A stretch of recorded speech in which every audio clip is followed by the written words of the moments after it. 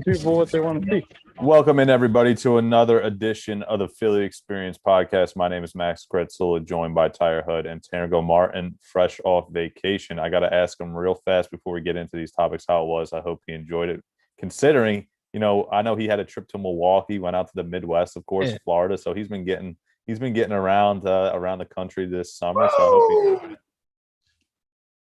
I'll tell you what, gas is expensive, and especially when you're going throughout the whole country, it really tallies up. But a lot of fun, and I suggest to anyone who has the means to go out there and go wherever you want to.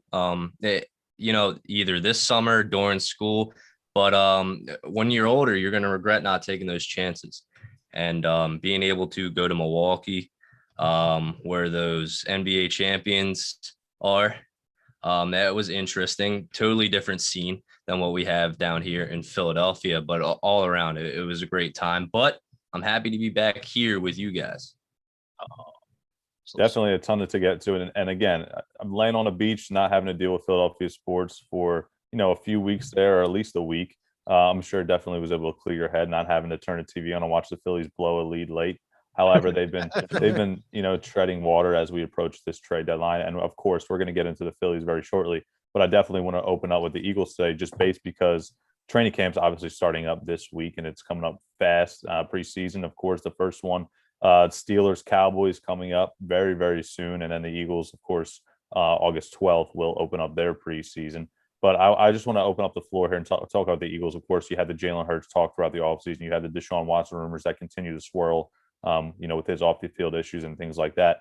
And then you have, Landon Dickerson finally signing. We talked about Jaquette for weeks on this show about him possibly starting at the cornerback 2 position. At least I did. And then we bring in Steven Nelson from Pittsburgh, who was able to start all 16 games last year. So a few Eagles notes to get to, a lot of unknowns still. And I think that's one thing we can all agree with, given our predictions as much as we can with the schedule and whatnot.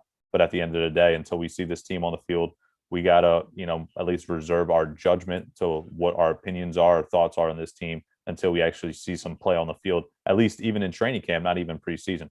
So when we talk about Steven Nelson, of course, and a guy that had 2 interceptions last year, but more of a veteran presence,